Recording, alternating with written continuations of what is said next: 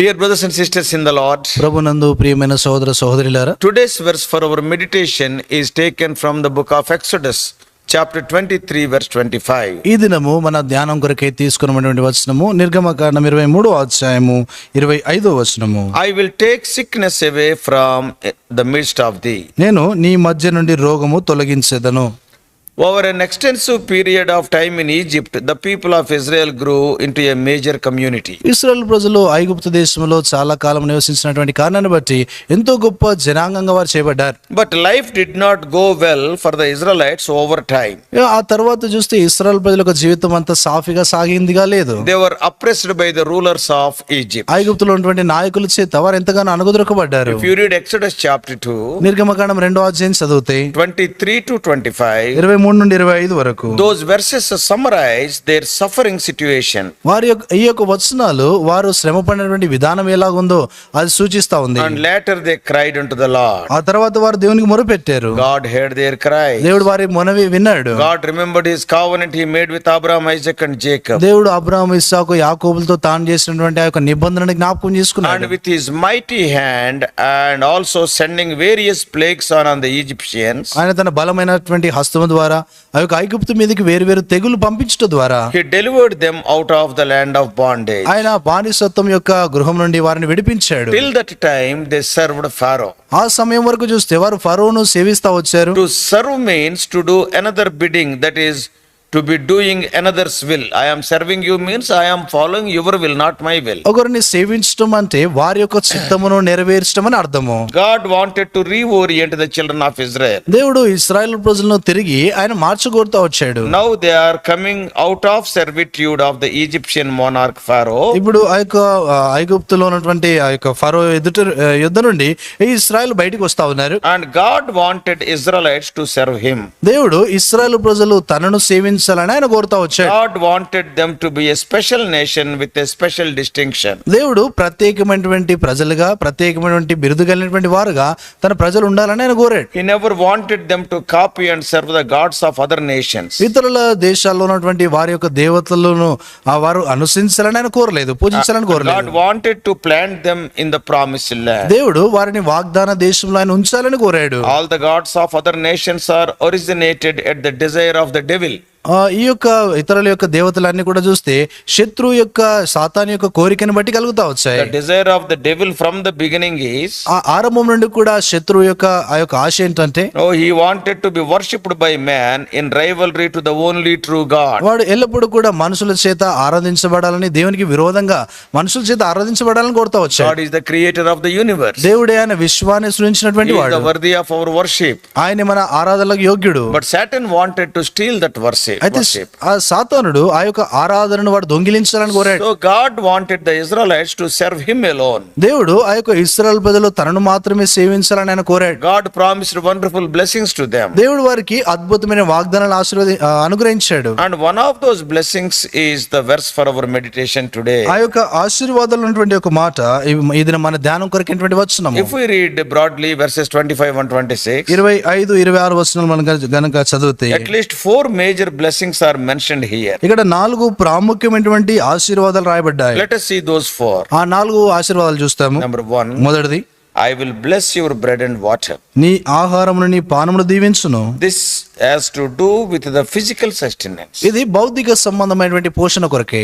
God wanted them to see him as the source of their physical sustenance. దేవుడు వారిని ఏ రీతిగా తనను చూడాలని కోరుతా వచ్చాడంటే వారి భౌతిక సంబంధమైన అక్కర్లు ఆయనే తీర్చగలవాడని చూడాలని David కోరాడు. also wrote in the well-known Psalm 23 in verse 1, 23వ కీర్తన మొదటి వచనంలో దావీదు కూడా రాశాడు, the Lord is my shepherd, I shall not want. యెహోవా నా కాపరి, నాకు లేమి కలగదు. Even in the wilderness wanderings, ఈ యొక్క అరణ్య యాత్రల్లో కూడా God supplied them the bread and the water in a miraculous way. దేవుడు ఎంతో అద్భుతమైనటువంటి రీతిలో వారికి ఆహారమును పానమును దయచేశాడు. Oh, there were manna and water from the rock. వారికి మన్నా తర్వాత బండ నుండి నీరు వచ్చాయి. Even in the New Testament, క్రొత్త నిబంధనలో కూడా good number of times Jesus was concerned about the food of his hearers. తన బోధన వినేటువంటి వారి కొరకై ఆహారం విషయమై తర్వాత పానం విషయమైన గమనం కలిగి ఉంటా The వచ్చాడు. Sermon on the Mount also, ఆ కొండ మీద ప్రసంగంలో కూడా Jesus told that the heavenly Father is mindful of these things. ఈ యొక్క యేసుప్రభువు వారు చెప్తా వచ్చారు, పరలోకపు తండ్రికి ఈ సంగతులు తెలియను అంటాడు. He asked the people not to worry.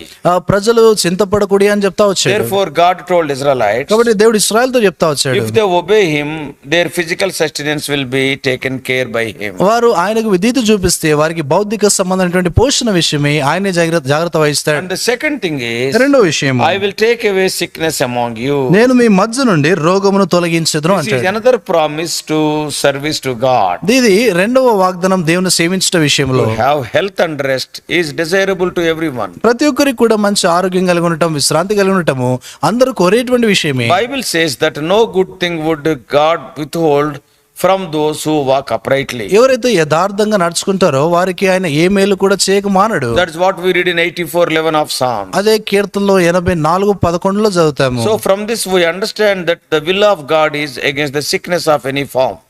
ఇందులో ఉన్నటువంటి మాట మనం గమనిస్తే దేవుని యొక్క చిత్తము ఆ యొక్క We should not have any sickness. మనం ఎటువంటి అనారోగ్యం కలిగి ఉండకూడదు It అనేది. pains God to have the person he has designed as his own image to be subjected to physical oppression. ఈ యొక్క దేవుని చూస్తే భౌతిక సంబంధమైనటువంటి ఏదన్నా యొక్క అనగుదొరకబడి You and I are created in the image of God. నేను దేవుని స్వరూపంలో చేయబడ్డా. God has designed you and me in his image. దేవుడు నిన్ను నన్ను తన స్వరూపంలో చేశాడు. So God is not having a desire that the people who are created in his image subjected to physical oppression. దేవుడు తన స్వరూపమందు చేసినటువంటి వారు భౌతిక సంబంధమైన శ్రమలో ఆ యొక్క ఇబ్బందికరమైన పరిస్థితిలో ఉండాలని ఆయన కోరడు. As Christians we have the right to expect sickness free life. క్రైస్తవులంగా చూస్తే మనము ఈ యొక్క రోగం లేనటువంటి ఆ యొక్క జీవితాన్ని మనం కోరవచ్చు. Of course in the lives of God's people ఖచ్చితంగా దేవుని యొక్క ప్రజల జీవితాల్లో he allows sickness out of his sovereign will. దేవుడు తన సార్వభౌమ చిత్తమును బట్టి అనారోగ్యాన్ని అనుమతిస్తూ And ఉంటాడు. it is beyond our understanding because we are having limited wisdom. మనకు ఎంతో తక్కువ జ్ఞానం కలిగి ఉన్నాం గనక మనకు ఈ సంగతి అంత అర్థం కాదు. But he will take away sickness among us. ఆయన మన మధ్య నుండి రోగమును తొలగిస్తాడు. And third thing in this portion is, ఈ వస్తున్నటువంటి మూడో భాగము, none shall miscarry or barren in your land. నీ యొక్క దేశంలో గొడ్డుదియు ఎవరు కూడా ఉండరు అంటాడు. This is the promise of fruitfulness. ఇది ఫలభరితమైనటువంటి దాని గురించి వాగ్దానము. God will operate his resurrection power in our mortal bodies. దేవుడు మన మర్త్యమైనటువంటి శరీరాల్లో తన పునరుత్థాన శక్తిని అనుగ్రహిస్తాడు. Specific examples like Sarah, Rachel, Hannah, Elizabeth, etc. are there in God's word. Bible గ్రంథంలో చూస్తే నిర్దిష్టమైనటువంటి ఉదాహరణలు శారాయి కావచ్చు, తర్వాత హన్నా, తర్వాత ఎలిజబెత్, Rachel. తర్వాత రాహేలు. Their stories changed their barrenness to fruitfulness. వారి యొక్క కథలు చూస్తే వారి యొక్క ఆ యొక్క గొడ్డుబారినటువంటి స్థితి నుండి ఎంతో ఫలభరితమైనటువంటి స్థితిలోని వారు వచ్చారు. It is truly a sad thing to experience miscarriage.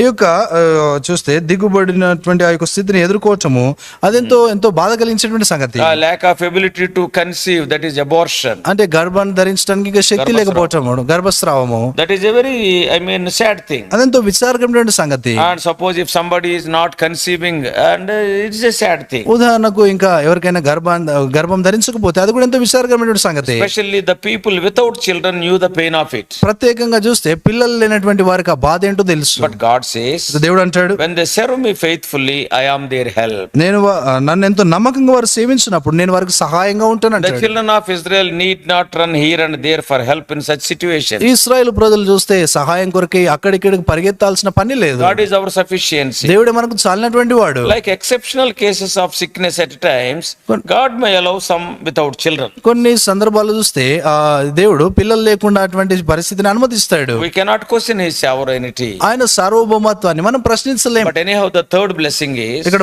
మూడో ఆశీర్వాదం ఏంటంటే, none shall miscarry or barren in your land. కడుపు దిగడబడినదియు గొడ్డుదియు నీ దేశమునందు ఉండదు అంటాడు. And fourthly, నాలుగోది, I will fulfill the number of your days. నీ దినముల లెక్క సంపూర్తి చేసేదును How అంటాడు. many years would you like to spend on earth? భూమి మీద నువ్వు ఎన్ని సంవత్సరాలు జీవించాలి? I am sure you would not want to die without a sense of accomplishment, something you want to do in your life. నీ జీవితంలో సంపూర్ణంగా ఏదో ఒక సంగతి నువ్వు చేయాలి, దాని తర్వాత నీ మరణించాలని కోరుతావు. You don't want to die in an accident or because of sickness. ఏదో ప్రమాదాన్ని బట్టి అనారోగ్యాన్ని బట్టి చనిపోవాలని కోరవు. So here God is promising about our living a full and fulfilled age. ఇక్కడ చూస్తే దేవుడు మన యొక్క జీవితము దినముల లెక్క సంపూర్తిగా జీవించాలని కోరుతున్నాడు. He wants us to live full and also with proper fulfillment. ఆయన చూస్తే మన జీవితం సంపూర్ణంగాను తర్వాత సరైనటువంటి అర్ధసహితంగా జీవించాలని కోరుతున్నాడు. Not untimely death. అంటే అకాల మరణాన్ని పొందాలని కాదు. The promise of God is long life. దేవుని యొక్క ఆశీర్వాదం ఏంటంటే దీర్ఘాయుష్యం. So that's what we read in Psalm 91. అదే 91వ కీర్తన మనం చదువుతాము. Verses 14 to 16. 14 నుండి 16 వరకు. Therefore, long life and fulfilled life is the intention of God for us as His children. తన యొక్క పిల్లలంగా చూస్తే దీర్ఘాయుష్యు తర్వాత సంతృప్తి అయినటువంటి జీవితము దేవుడు కోరేటువంటిది.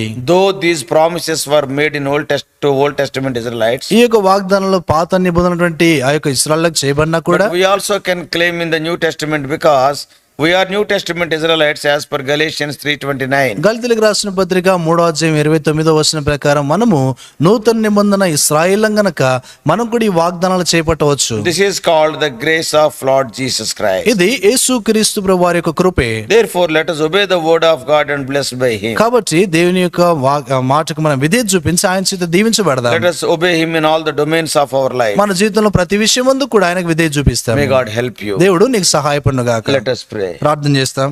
Loving Heavenly Father, ప్రేమగల పలుకుని మా తండ్రి, Lord, how many wonderful promises are there in the word of God. ప్రభువా దేవుని వాక్యములో ఎన్ని అద్భుతమైన వాగ్దానాలు ఉన్నాయి. Lord, when we obey you, ప్రభువా నీకు విధేయత చూపించినప్పుడు, the want to bless our bread and water, ప్రభువా నీవు మా యొక్క ఆహారమును పానమును దీవించాలని the want కోరుతున్నావు. to keep the sickness away from us. ప్రభువా మా నుండి రోగమును దూరపరచాలని There will కోరుతున్నావు. not be any barrenness either in the land or among human beings. దేశంలోనైనాను తర్వాత ప్రభువా మానవుల యందైనను ఎటువంటి గొడ్డుతనం ఉండదని You చెప్పావు. want to protect us all the days of our life. ప్రభువా మా జీవితకాలం అంతా కూడా మమ్మల్ని కాపాడగోరు. Lord, what more you want? ప్రభువా నీకు ఇంకా అధికంగా మాకేం కావాలి? Wonderful God art thou. అద్భుతమైనటువంటి దేవుడు. Thou art a loving God. ప్రభువా నువ్వు ప్రేమ కలిగినటువంటి దేవుడు. Prove these promises in our life. ప్రభువా ఈ వాగ్దానాల ద్వారా మా జీవితాల్లో Oh Lord, you prove them. ప్రభువా వాటిని మా జీవితాల్లో నిరూపించండి. And oh Lord, help us in every situation. ప్రభువా ప్రతి పరిస్థితుల్లో కూడా మీరు మాకు సహాయపడుతురండి. Bringing us under the sprinkling of thy precious blood. We do pray in the mighty name of our Lord and Savior Jesus Christ. మమ్మల్ని అందరినీ కూడా నీ అమూల్య రక్త ప్రోక్షణ తెచ్చుకుంటూ యేసుక్రీస్తు ప్రభువారి శక్తివంతమైన నామమున ప్రార్థించి వేడుకుంటున్నాం మా తండ్రి. ఆమేన్. God bless you all. Please subscribe for more spiritual messages to the YouTube channel John Victor Telugu Messages.